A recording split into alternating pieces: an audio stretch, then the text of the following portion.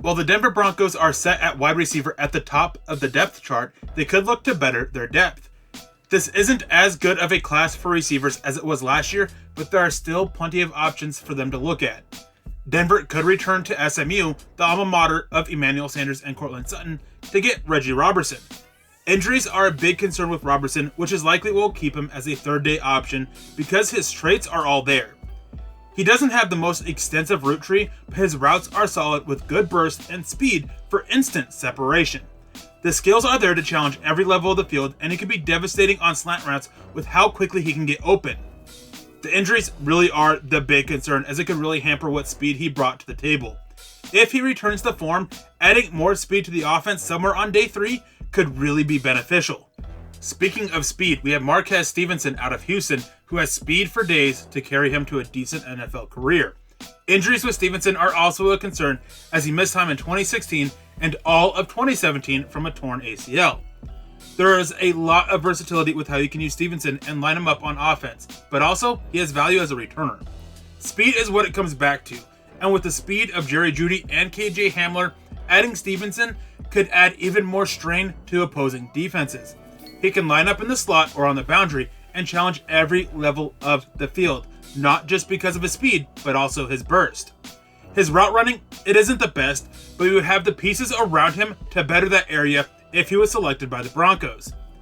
When Pat Shurmur was with the New York Giants, he took a receiver named Darius Slayton, and he could use that type of weapon in Denver.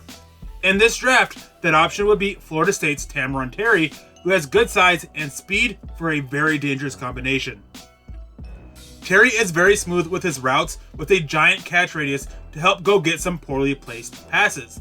He may be similar in size to Tim Patrick, but their playstyles are very different, with Terry having the acceleration and speed to take the top off a defense.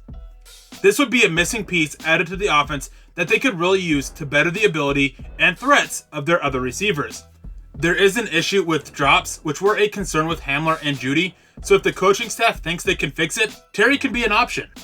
If the Broncos want to really have fun on offense, then they could look at Jalen Darden out of North Texas.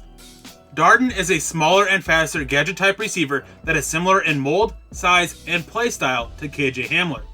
Darden can be used as a returner, as a deep threat, a speedy screen option, or even on an end-around.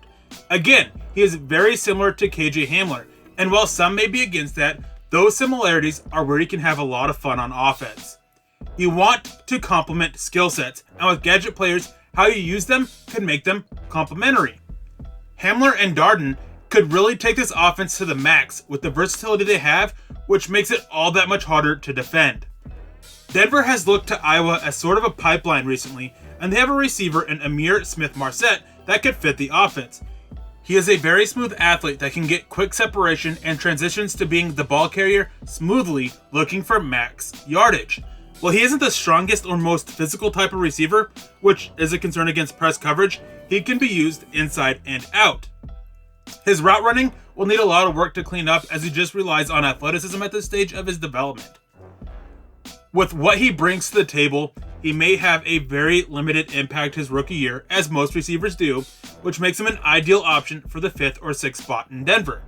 Then, if he develops, he can compete for a bigger role within the offense, or even take another year to develop.